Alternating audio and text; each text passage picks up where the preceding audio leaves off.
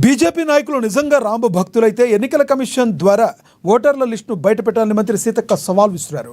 అప్పుడు దొంగ ఓట్లు ఎన్ని, అసలు ఓట్లు ఎన్నో తేలిపోతుందన్నారు. కానీ బీజేపీ ఆ పని చేయదని విమర్శించారు.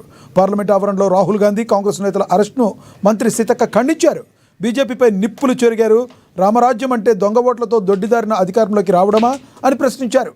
జై శ్రీరామ్ నినాదాలు ఇస్తూ ప్రజా తీర్పును మార్చి పదవులు పొందడమా అని నిలదీశారు.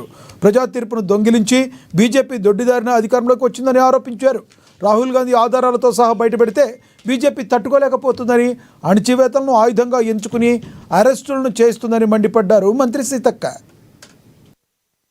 మరి ఈడీని ఇంట్లో మీదకి పంపించడం, మనం ఎన్ని రోజులు ఈడీ, సిబిఐ ఇవే అనుకున్నాం, బీజేపీ తన యొక్క అస్త్రంగా వాడుకున్నది.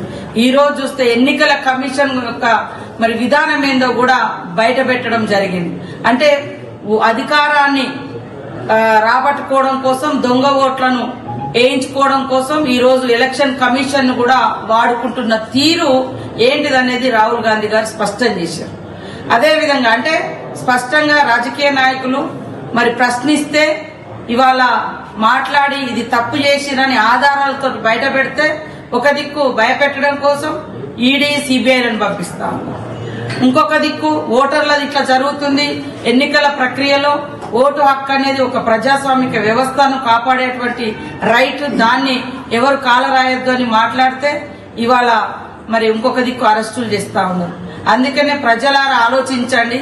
రాముడి రాజ్యం, రాముడి పాలన మాట వదిలితే జై శ్రీరామ్ అని మాట్లాడతారు. రాముని కూడా, దేవుణ్ణి కూడా ఓట్ల కోసం మీరు వాడుకున్నప్పుడే మీ నీతి, మీ రీతి, మీ